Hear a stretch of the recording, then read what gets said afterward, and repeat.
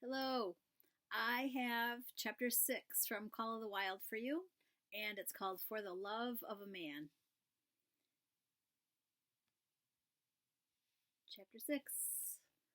When John Thornton froze his feet in the previous December, his partners had made him comfortable and left him to get well, going on themselves up the river to get a raft of saw logs for Dawson.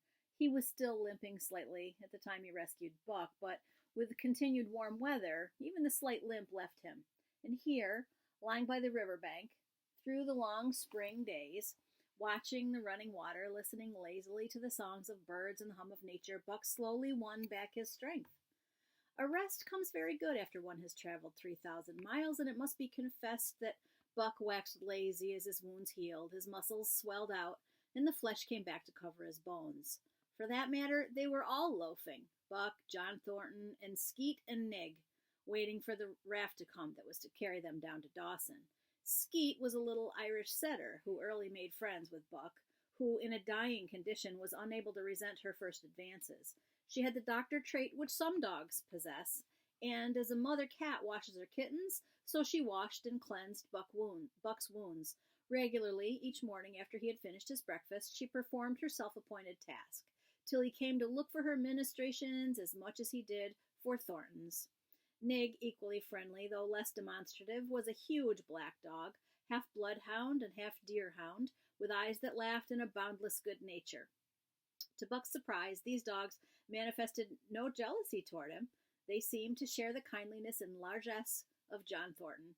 As Buck grew stronger, they enticed him into all sorts of ridiculous games in which Thornton himself could not forbear to join, and in this fashion Buck romped through his convalescence and into a new existence. Love, genuine, passionate love, was his for the first time. This he had never experienced at Judge Miller's down in the sun-kissed Santa Clara Valley.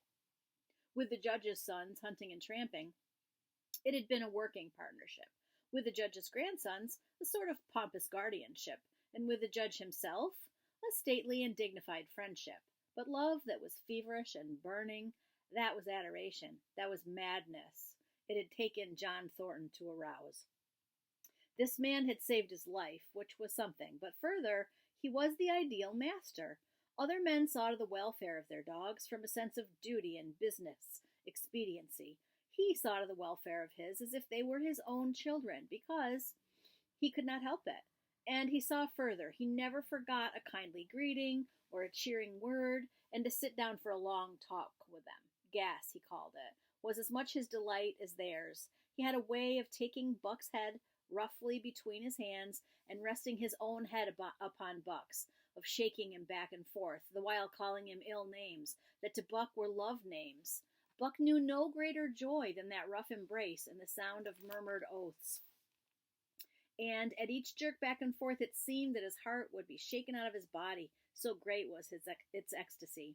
And when released, he sprang to his feet, his mouth laughing, his eyes eloquent, his throat vibrant with unuttered sound, and in that fashion remained without movement. John Thornton would reverently exclaim, "God, you can all but speak."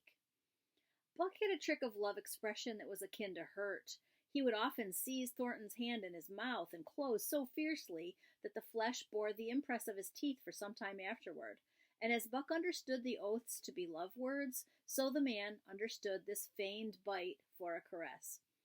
For the most part, however, Buck's love was expressed in adoration. While he went wild with happiness when Thornton touched him or spoke to him, he did not seek these tokens.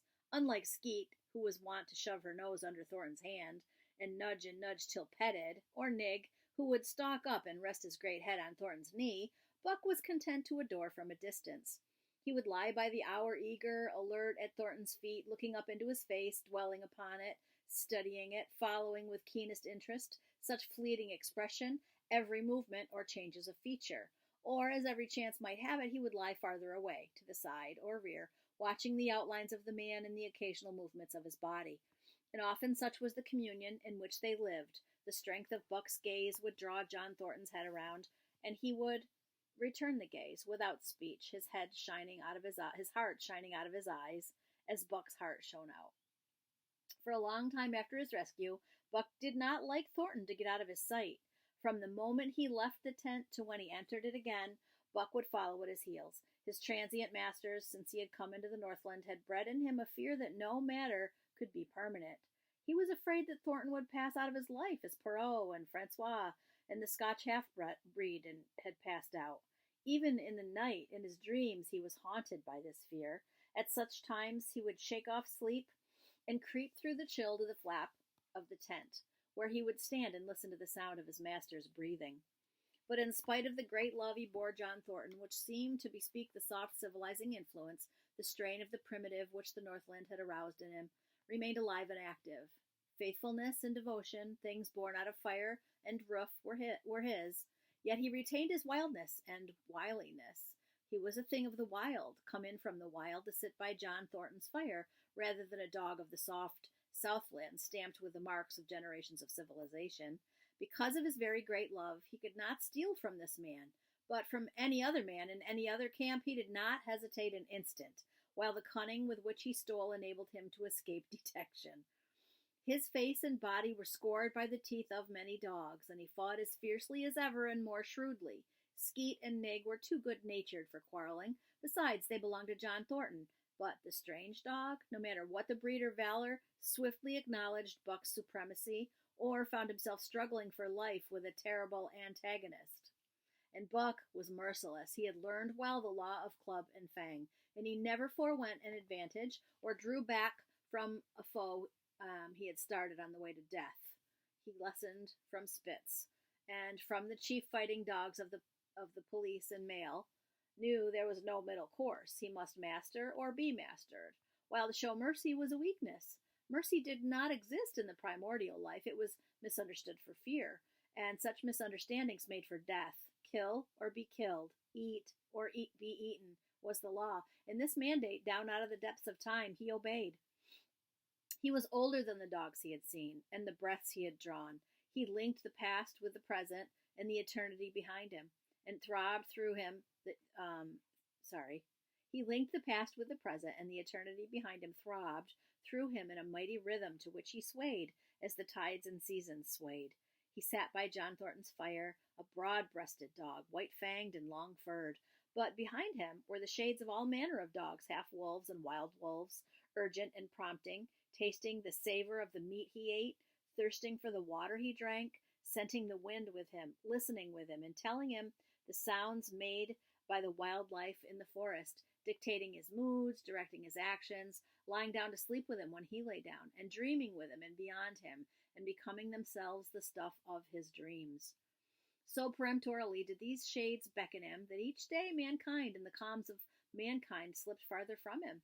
Deep in the forest a call was sounding, and as often as he heard this call, mysteriously thrilling and luring, he felt compelled to turn his back upon the fire and the beaten earth around it, and to plunge into the forest. And on he knew not where or why, nor did he wonder where or why, the call sounding imperiously, deep in the forest. But as often as he gained the soft, unbroken earth and the green shade, the love for John Thornton drew him back to the fire again. Thornton alone held him. The rest of mankind was as nothing. Chance travelers might praise or pet him, but he was cold under it all, and from a too demonstrative man he would get up and walk away. When Thornton's partners, Hans and Pete, arrived on the long-expected raft, Buck refused to notice them till he learned they were close to Thornton. After that he tolerated them in a sort of passive way, accepting favors from them as though he favored them by accepting.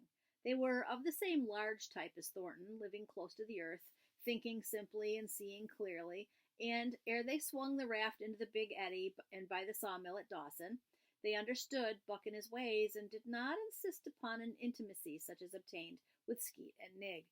For Thornton, however, his love seemed to grow and grow. He alone among men could put a pack upon Buck's back in the summer traveling. Nothing was too great for Buck to do when Thornton commanded. One day they had grub-staked themselves from the proceeds of the raft and left Dawson for the headwaters of the Tanana. The men and dogs were sitting on the crest of a cliff which fell away, straight down, to naked bedrock 300 feet below. John Thornton was sitting near the edge, Buck at his shoulder. A thoughtless whim seized Thornton, and he drew the attention of Hans and Pete to the experiment he had in mind. "Jump, Buck," he commanded, sweeping his arm out and over the chasm. The next instant he was grappling with Buck on the extreme edge, while Hans and Pete were dragging him back into safety. It's uncanny, Pete said, after it was over and they had caught their speech. Thornton shook his head. No, it is splendid, and it is terrible, too. Do you know it sometimes makes me afraid? I'm not hankering to be the man that lays hands on you while he's around, Pete announced conclusively, nodding his head toward Buck. By jingo, was Hans' contribution. Not mineself either. It was at Circle City, ere the year was out, that Pete's apprehensions were realized. Black Burton, a man evil-tempered and malicious, had been picking a quarrel with a tenderfoot at the bar when Thornton stepped good-naturedly between. Buck, as was his custom, was lying in a corner, head on paws, watching his master's every action. Burton struck out without warning, straight from the shoulder. Thornton was sent spinning, and saved himself from falling only by clutching the rail of the bar. Those who were looking on heard what was neither bark nor yelp, but a something which is best described as a roar, and they saw Buck's body rise up in the air as he left the floor for Burton's throat. The man saved his life by instinctively throwing out his arm, and was hurled backward to the floor with Buck on top of him. Buck loosed his teeth from the flesh of the arm and dove in again for the throat. This time the man succeeded only in partly blocking, and his throat was torn open. Then the crowd was upon Buck, and he was driven off, but while a surgeon checked the bleeding, he prowled up and down, growling furiously, attempting to rush in, and being forced back by an array of hostile clubs. A miners' meeting, called on the spot, decided that the dog had sufficient provocation, and Buck was discharged. But his reputation was made, and from that day his name spread through every camp in Alaska. Later on in the fall of the year, he saved John Thornton's life in quite another fashion. The three partners were lining a long and narrow poling boat down a bad stretch of rapids on the 40-Mile Creek. Hans and Pete moved along the bank, snubbing with a thin manila rope from tree to tree, while Thornton remained in the boat, helping its descent by means of a pole and shouting directions to the shore. Sorry. Buck on the bank, worried and anxious, kept abreast of the boat, his eyes never off his master. At a particularly bad spot, where a ledge of barely submerged rocks jutted out into the river, Hans cast off the rope, and while Thornton pulled the boat out into the stream, ran down the bank with the end in his hand to snub the boat when it had cleared the ledge. Yikes, sorry. This it did, and was flying downstream in a current as swift as a mill race. When Hans checked it with the rope and checked too suddenly, the boat flitted over.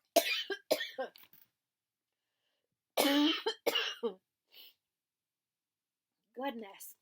Sorry about that. Now would be a good time to learn how to edit films, right? Okay, gotta work on that. Alright, back in the river. The boat flirted over, and snubbed into the bank bottom up, while Thornton, flung sheer out of it, was carried downstream toward the worst part of the rapids, a stretch of wild water in which no swimmer could live. Buck had sprung in on the instant, and at the end of 300 yards, amid a mad swirl of water, he overhauled Thornton.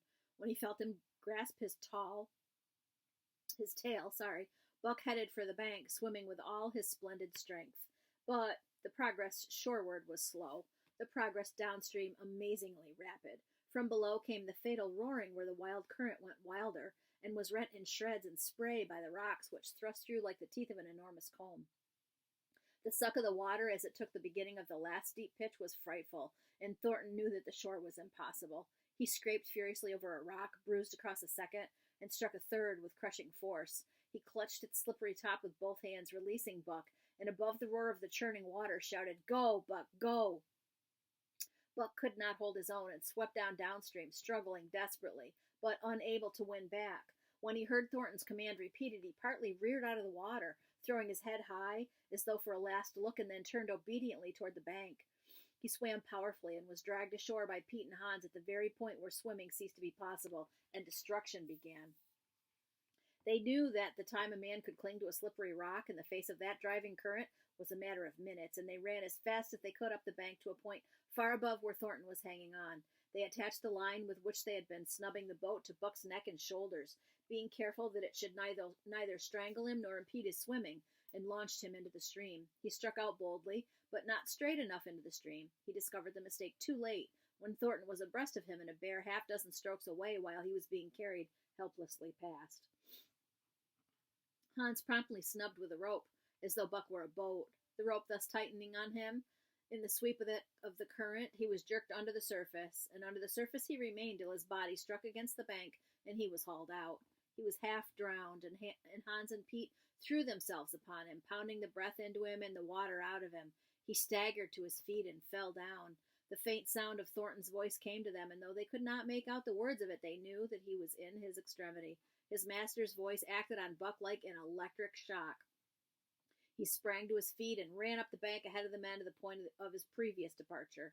Again the rope was attached, and he was launched, and again he struck out, but this time straight into the stream. He had miscalculated once, but he would not be guilty of it a second time. Hans paid out the rope, permitting no slack, while Pete kept it clear of coils. Buck held on until he was in a line straight above Thornton, and then he turned, and with the speed of an express train, headed down upon him. Thornton saw him coming, and as Buck struck him like a battering ram, with the whole force of the current behind him, he reached up and closed with both arms around the shaggy neck. Hans snubbed the rope around the tree, and Buck and Thornton were jerked under the water, strangling, suffocating, sometimes one uppermost and sometimes the other, dragging over the jagged bottom, smashing against rocks and snags, they veered into the bank. Thornton came to, belly downward, and being violently propelled back and forth across a drift log by Hans and Pete. His first glance was for Buck, over whose limp and apparently lifeless body Nig was setting up a howl, while Skeet was licking the wet face and closed eyes. Thornton was himself bruised and battered, and he went carefully over Buck's body when he'd been brought around, finding 3 broken ribs. "That settles it," he announced. "We camp right here." And camp they did, till Buck's ribs knitted and he was able to travel. That winter at Dawson, Buck performed another exploit. Not so heroic, perhaps, but one that put his name many notches higher on the totem pole of Alaskan fame. This exploit was particularly gratifying to the 3 men, for they stood in need of the outfit which it furnished, and were enabled to make a long-desired trip into the Virgin East, where miners had not yet appeared. It was brought about by a conversation in the Eldorado saloon, in which men waxed boastful of their favorite dogs. Buck, because of his record, was the target for these men, and Thornton was driven stoutly to defend him. At the end of half an hour, one man stated that his dog could start a sled with 500 pounds and walk off with it. A second bragged 600 for his dog, and a third 700. "Pooh-pooh," said John Thornton. "Buck can start 1,000 pounds. And break it out? And walk off with it for 100 yards?" demanded Mathewson, a bonanza king, he of the 700 vaunt. "And break it out and walk off with it for 100 yards, John Thornton said coolly. "Well," Mathewson said, slowly and deliberately, so that all could hear, "I've got $1,000 that says he can't. And there it is." So saying, he slammed a sack of gold dust about the size of a bologna sausage down upon the bar. Nobody spoke. Thornton's bluff, if bluff it was, had been called. He could feel a flush of warm blood creeping up in his face. His tongue had tricked him. He did not know whether Buck could start 1,000 pounds. 1/2 a ton? The enormousness of it appalled him. He had great faith in Buck's strength, and had often thought him capable of starting such a load, but never as now had he faced the possibility of it, the eyes of a dozen men fixed upon him, silent and waiting. Further, he had no $1,000, nor had Hans or Pete.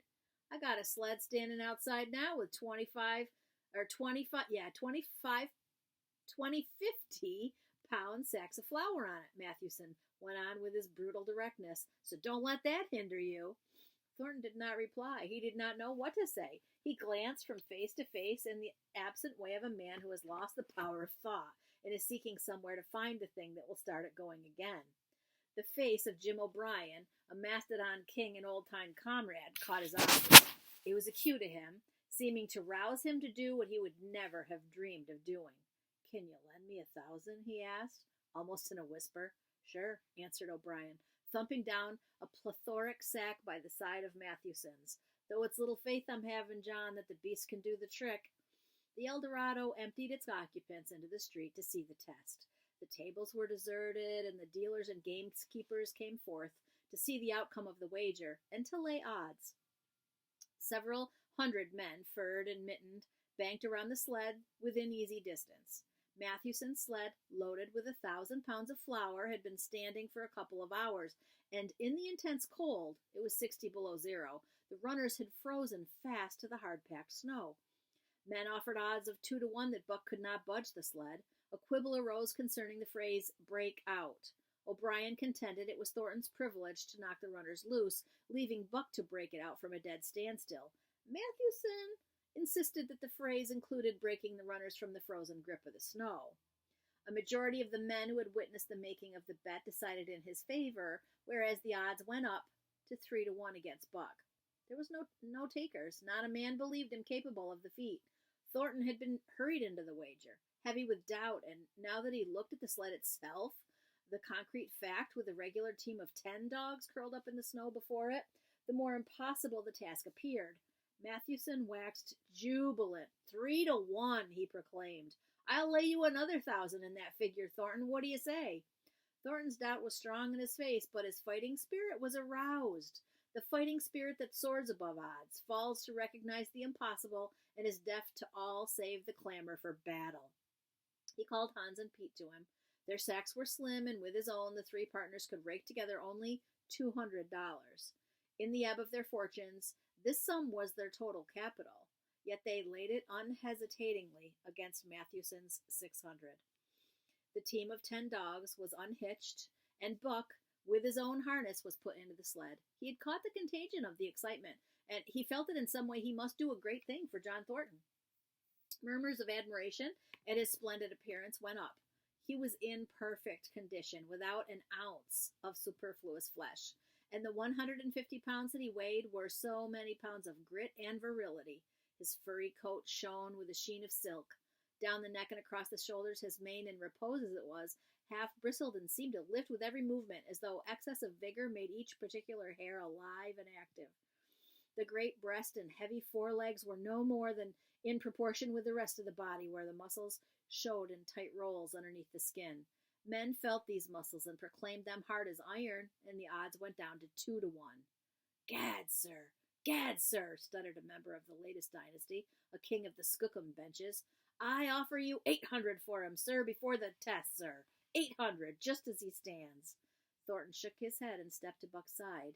You must stand off from him, Mathewson protested. Free play and plenty of room. The crowd fell silent. Only could be heard the voices of the gamblers vainly offering 2 to 1. Everybody acknowledged Buck a magnificent animal, but 20 50-pound sacks of flour bulked too large in their eyes for them to loosen their pouch strings. Thornton knelt down by Buck's side. He took his head in his 2 hands and rested cheek on cheek. He did not playfully shake him, as was his wont, or murmur soft love curses, but he whispered in his ear, As you love me, Buck. As you love me, was what he whispered. Buck whined with suppressed eagerness. The crowd was watching curiously. The affair was growing mysterious. It seemed like a conjuration. As Thornton got to his feet, Buck seized his mittened hand between his jaws, pressing in with his teeth and releasing slowly, half reluctantly. It was the answer, in terms not of speech but of love. Thornton stepped well back. Now, Buck, he said. Buck tightened the traces, then slacked them for a matter of several inches. It was the way he had learned.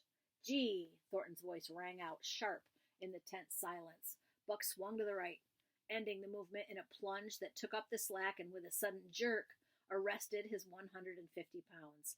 The load quivered, and from under the runners came a crisp crackling. Ha! Thornton commanded. Buck duplicated the maneuver, this time to the left. The cracking turned into a snapping, the sled pivoting and the runners slipping and grating several inches to the side. The sled was broken out. Men were holding their breaths, intensely unconscious of the fact. Now, mush! Thornton's command cracked out like a pistol shot. Buck threw himself forward, tightening the traces with a jarring lunge. His whole body was gathered compactly together in the tremendous effort, the muscles writhing and knotting into live things under the silky fur. His great chest was low to the ground, his head forward and down, while his feet were flying like mad, the claws scarring the hard-packed snow in parallel grooves. The sled swayed and trembled, half started forward. One of his feet slipped, and one man groaned aloud. Then the sled lurched ahead in what appeared a rapid succession of jerks, though it never really came to a dead stop again. Half an inch, 2 inches. The jerks perceptibly diminished as the sled gained momentum. He caught them up till it was moving steadily along. Men gasped and began to breathe again, unaware that for a moment they had ceased to breathe. Thornton was running behind, encouraging Buck with short, cheery words. The distance had been measured off, and as he neared the pile of firewood which marked the end of the 100 yards, a cheer began to grow and grow, which burst into a roar as he passed the firewood and halted at command. Every man was tearing himself loose, even Mathewson. Hats and mittens were flying in the air, men were shaking hands, it did not matter with whom, and bubbling over in a general incoherent babble. But Thornton fell on his knees beside Buck. Head was against head, and he was shaking him back and forth. Those who hurried up heard him cursing Buck, and he cursed him long and fervently and softly and lovingly. Gad, sir, sputtered the Skookum Bench King. I'll give you 1,000 for him, sir, 1,000, sir, 1,200, sir. Thornton rose to his feet. His eyes were wet. The tears were streaming frankly down his cheeks. Sir, he said to the Skookum Bench King, no, sir, you can go to blazes, sir. It's the best I could do for you, sir. Buck seized Thornton's hand in his teeth. Thornton shook him back and forth. As though animated by a common impulse, the onlookers drew back to a respectful distance, nor were they again indiscreet enough to interrupt. Nice. That's my favorite chapter in the book. Hope you liked it. Thanks for listening, and I hope to see you soon.